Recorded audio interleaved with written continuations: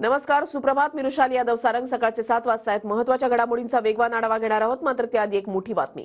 मनोज जरांगेचं शिष्टमंडळ थोड्याच वेळात मुंबईत दाखल होणार आहे. आझाद मैदानामध्ये आंदोलनाची जागा पाहण्यासाठी शिष्टमंडळ मुंबईमध्ये येणार आहे. आझाद मैदानाच्या पाहणीसह शिष्टमंडळ मुंबई पोलिसांनाही भेटणार आहे. 25 ते 30 गाड्यांच्या ताफ्यासह शिष्टमंडळ मुंबईमध्ये दाखल होणार आहे. 20 जानेवारीला जरांगे मुंबईतल्या आंदोलनासाठी अंतरवाली सराटीमधून निघतील. मनोज जरांगे मुंबईमध्ये आमरण उपोषण करणार आहेत. कृष्णा सोनारवाडकर आमचे प्रतिनिधी आमच्या सोबत आहेत. अधिक माहिती जाणून घेणार आहोत. कृष्णा, थोड्याच वेळात जरांगेचं शिष्टमंडळ हे आता मुंबईमध्ये पोहोचेल. उर्षेला पण पाहतोय की रात्री उशिरा हे शिष्टमंडळ तिकडनं निघालेलं होतं आणि आता थोड्याच वेळामध्ये ते मुंबईमध्ये पोहोचेल आणि त्यानंतर मुंबईतल्या काही पदाधिकाऱ्यांची महत्वाची चर्चा सुद्धा करण्यात येईल आणि त्यानंतर आझाद मैदान हे जे आमरण उपोषणाचं ठिकाण मनोज जरांगे पाटील यांनी निवडलेलं आहे तिथल्या परिस्थितीचा आढावा घेईल. त्याचबरोबर मुंबई पोलिसांची सुद्धा चर्चा करण्यात येणार आहे.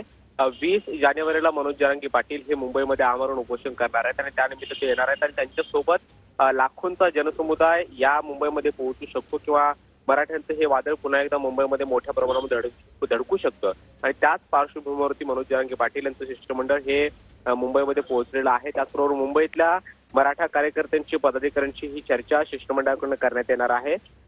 या आमरण उपोषणाच्या दरम्यान कशा पद्धतीने नियोजन करायचं, जर मोठ्या प्रमाणामध्ये गर्दी झाली तर त्यांना कशा पद्धतीच्या मार्गदर्शक सूचना ज्या आहेत त्या देण्यात येतील किंवा आझाद मैदानामध्ये प्रवासाची जी काही कनेक्टिव्हिटी आहे किंवा कुठून लोक कशा प्रकारे येतील याची सुद्धा चर्चा करण्यात येईल आणि सगळ्यात महत्त्वाचं मुंबई पोलिसांकडून त्यांची चर्चा करून योग्य तो नियोजन त्याचबरोबर परवानगी जी आहे ती सगळी प्रक्रिया या शिष्टमंडळाच्या माध्यमातून पार पडणार आहे.